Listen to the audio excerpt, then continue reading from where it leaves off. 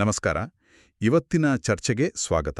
ಬೆಂಗಳೂರಿನ ಎಲೆಕ್ಟ್ರಾನಿಕ್ ಸಿಟಿಯಲ್ಲಿ ಮೊನ್ನೆ ನಡೆದ ಒಂದು ನಿಜಕ್ಕೂ ಘೋರವಾದ ಘಟನೆ ಬಗ್ಗೆ ನಾವು ಸ್ವಲ್ಪ ಆಳವಾಗಿ ಮಾತಾಡೋಣ. ಈ ನಮ್ಮ ಚರ್ಚೆಗೆ ಮುಖ್ಯ ಆಧಾರ ಅಂದರೆ ಒಂದು ಸಣ್ಣ ಸುದ್ದಿವರದಿ ಸಿಕ್ಕಿದೆ, ಅದರ ಕೆಲವೊಂದು ಅಂಶಗಳನ್ನ ಇಟ್ಕೊಂಡು ಮಾತಾಡ್ತೀವಿ.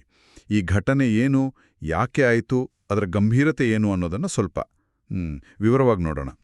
ಶುಕ್ರವಾರ ರಾತ್ರಿ ಅಲ್ವಾ, ಎಲೆಕ್ಟ್ರಾನಿಕ್ ಸಿಟಿ ಅಂದರೆ ಗೊತ್ತಲ್ಲ ಎಷ್ಟು ಬ್ಯುಸಿ ಇರುತ್ತೆ ಅಂತ. ಆ ರಸ್ತೆಯಲ್ಲಿ ಬಾಗೇಪಲ್ಲಿ ಮೂಲದವರು ಶಾರದಾ ಅಂತ 35 ವರ್ಷದ ಮಹಿಳೆ, ಅವ್ರನ್ನ ಆಕೆಯ ಗಂಡನೇ ಕೃಷ್ಣ ಅನ್ನೋನು ಕೊಲೆ ಮಾಡಿದಾನೆ ಅಂತ ಸುದ್ದಿ. ಹೌದು, ಕೇಳಿದ ತಕ್ಷಣ ಒಂಥರ ಶಾಕ್ ಆಗತ್ತೆ.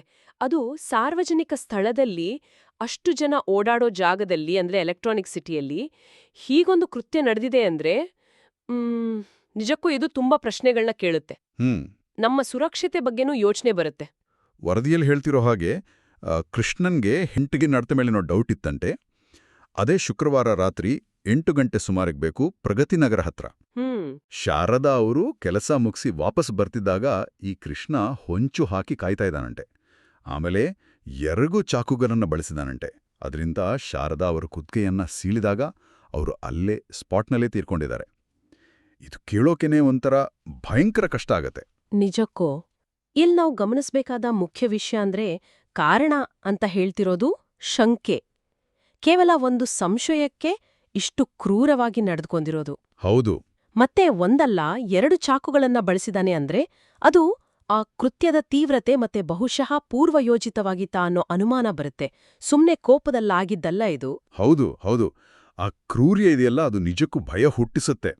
ಆದ್ರೆ ಘಟನೆ ಆದ ತಕ್ಷಣ ಅಲ್ಲಿದ್ದ ಜನ ಅಂದ್ರೆ ಸ್ಥಳೀಯರು ಆ ಕೃಷ್ಣನನ್ನ ಹಿಡಿದು ಪೊಲೀಸರಿಗೆ ಒಪ್ಪಿಸಿದ್ದು ಸ್ವಲ್ಪ ಸಮಾಧಾನ ತರುವ ವಿಷಯ.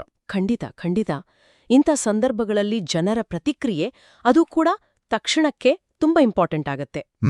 ಕಾನೂನು ಕೈಗೆ ತಗೊಳ್ಳೋದು ಸರಿಯಲ್ಲ, ಆದ್ರೆ ಅಪರಾಧಿಯನ್ನ ಹಿಡಿದು ಪೊಲೀಸರಿಗೆ ಒಪ್ಪಿಸೋದು ಅದು ಕಾನೂನು ಪಾಲನೆಗೆ ದೊಡ್ಡ ಹೆಲ್ಪ್ ಆಗುತ್ತೆ. ತಪ್ಪಿಸ್ಕೊಳ್ಳೋಕೆ ಚಾನ್ಸ್ ಕೊಡಬಾರ್ದು. ಕರೆಕ್ಟ್, ನೀವು ಹೇಳಿದ್ದು ಸರಿ.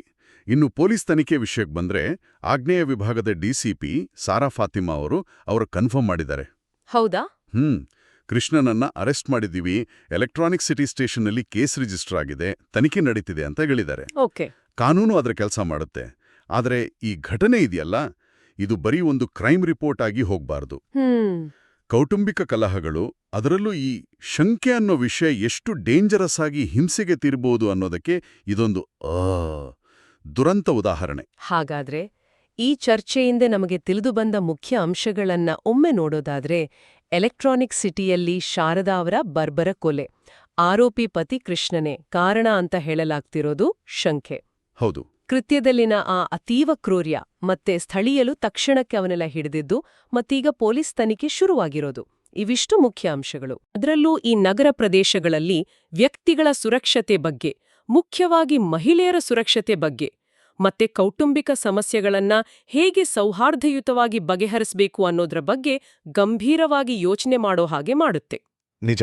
ಸಂಬಂಧಗಳಲ್ಲಿ ಬಿರುಕು ಬಂದಾಗ ಅದು ಇಂತಹ ದುರಂತಕ್ಕೆ ಹೋಗದ ಹಾಗೆ ನೋಡಿಕೊಳ್ಳೋ ಜವಾಬ್ದಾರಿ ಎಲ್ಲರ ಮೇಲೂ ಇದೆಯಲ್ವಾ? ಖಂಡಿತ.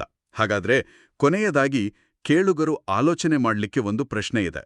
ನಮ್ಮ ಸುತ್ತಮುತ್ತ ಈ ಸಾರ್ವಜನಿಕ ಜಾಗಗಳಲ್ಲಿ ಇಂತಹ ಅನಿರೀಕ್ಷಿತ ಹಿಂಸಾತ್ಮಕ ಘಟನೆಗಳು ನಡೆಯದಂತೆ ತಡೆಯೋಕೆ ಒಂದು ಸಮುದಾಯವಾಗಿ ನಾವೇನ್ ಮಾಡ್ಬೋದು? ಆಡಳಿತ ವ್ಯವಸ್ಥೆ ಇನ್ನೇನು ಹೆಚ್ಚಿನ ಕ್ರಮಗಳನ್ನು ತಗೋಬೋದು? ಇದರ ಬಗ್ಗೆ ಯೋಚಿಸಬೇಕಾಗಿದೆ.